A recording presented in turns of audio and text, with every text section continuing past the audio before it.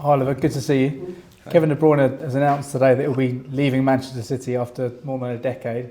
What do you make of the impact that he's had in the Premier League? He made a huge impact. Yeah, I don't know how many titles he won with Man City, and also the way he was playing. His final passes. I think he's one of the most dominant players in the final third over the last decade here in the Premier League. So, yeah, but he's, I don't know, 34 or something like this. So the end of his football career comes closer and closer, and so yeah, it's a decision he had to take, and he obviously took. So yeah, wish him all the best for his future. But yeah, he was a very dominant player here in the Premier League for the last 11 years.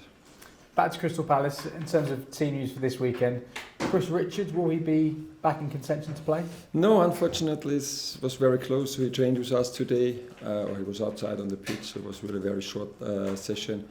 But he's not on 100%, and then we spoke, and then so if it had been the last game of the season, so I think he would have played, he would have started, but we can't take the risk when we see our upcoming schedule, the amount of games, and he still feels a little bit of pain, very low level, but so then we took the decision not to take any risk. You said after the game on Wednesday that the players were mentally tired after all they've been through over the course of the last few days. Are you confident that they'll be back on track and in a good place for tomorrow's game? Yes, I think so. Yes, there's also sometimes maybe you need this experience. You don't want to have it, but you need it to learn from it, and so pretty sure that the players will be ready. A great game at home at Selhurst, derby against Brighton, and very good mood here at the training ground, and players are. We had a quite long meeting today, so because this was our tactical session. Yeah, because on the pitch we couldn't do really, we just had recovery. And they were very, very focused, and have a lot of confidence in this group. And there's been a few fixture rearrangements over the course of the last few days. You now know you'll play Arsenal on the 23rd of April ahead of that FA Cup semi-final on the Saturday. Are you concerned you won't have the preparation time you need ahead of what's going to be such a huge game for the club?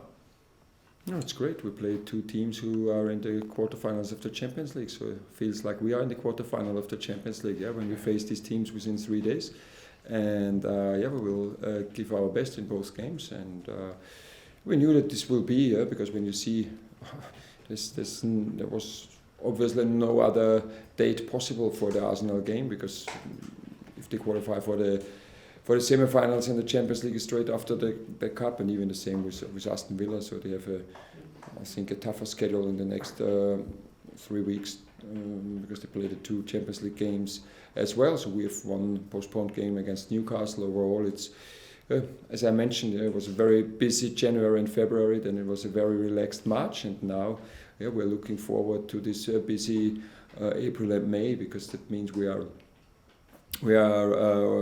playing in 2 competitions. This is what we wanted. Easiest way would have been losing at Fulham, and then we don't have all these games, but this is what we didn't want. So it's just good to have these games in front of us.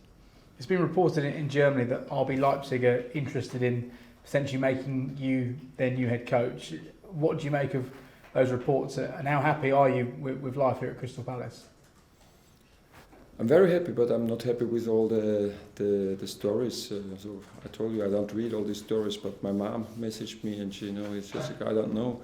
I have to read so much. I don't know where to start and where to end. I can't sleep anymore. And I said, come on, you're in your 70s, and it's not worth to read all this stuff. So nothing to tell from my side. Is the only guy I was talking was Steve Parish in the last weeks, and no one else. So, but again, I don't really recognize it because I don't read all the things. Finally, for me, yesterday, I'm not sure if you saw the game between Chelsea and Tottenham, but there was 12 minutes added on time. A lot of that because of the delays caused by VAR. Ange Postecoglou clearly very frustrated. Do you think there potentially needs to be a time limit placed on individual reviews, so we're not having such a lengthy stoppage and ruining the flow of matches? I didn't watch the game, but No, I think next round we get the semi-automatic offside line. I don't know if it was offside or what was the VR intervention, what was the reason for it. So I think this will reduce the time and yeah, then sometimes it's not so easy to find the right solution. So at the end we all want to have the right solution. You know, I could see all the discussions about the foul in the Merseyside derby. I don't know how long it took, but at the end it was the wrong decision. And so what we want when the VR intervenes, that we get the right decision. So I think if both decisions were right, it's worse to take this time, because nobody wants that we say, okay, we have to stop after 4 minutes and then taking a wrong decision, because then you waste these 4 minutes. Whereas when it takes maybe 5 or 6 and you get the right decision, then it's worse to take these 5 or 6 minutes. And also, you know, it's when this is every single, it happens every single time.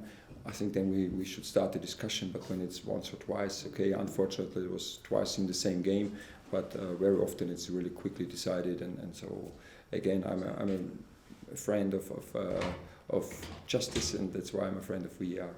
Thank you. Thank you, Jake. Hi. I just wondered how, after the game midweek, is Matthias Francha?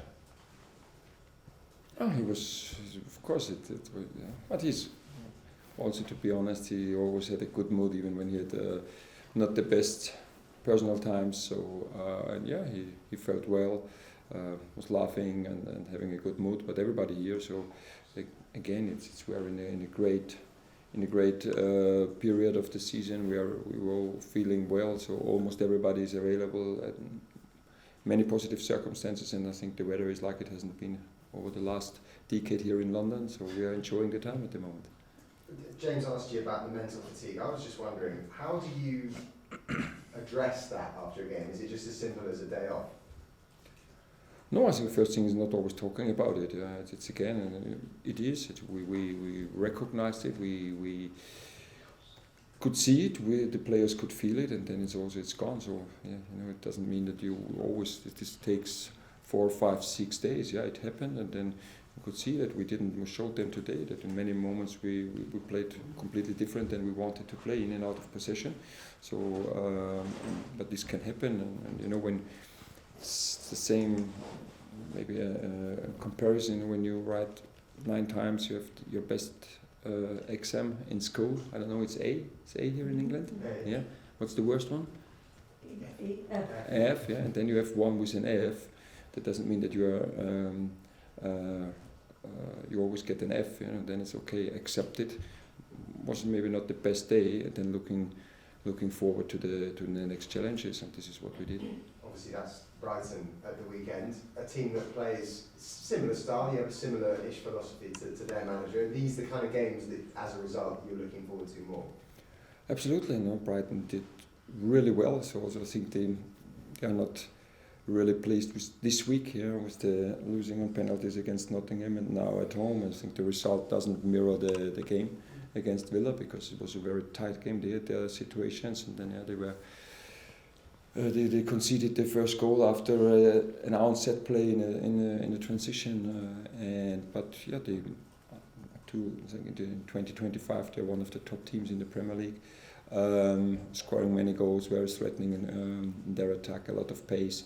Yeah, the manager's doing a great job there, and yeah, so we'll be really looking forward to a great game. Okay, best of luck. Thank you. Thank you.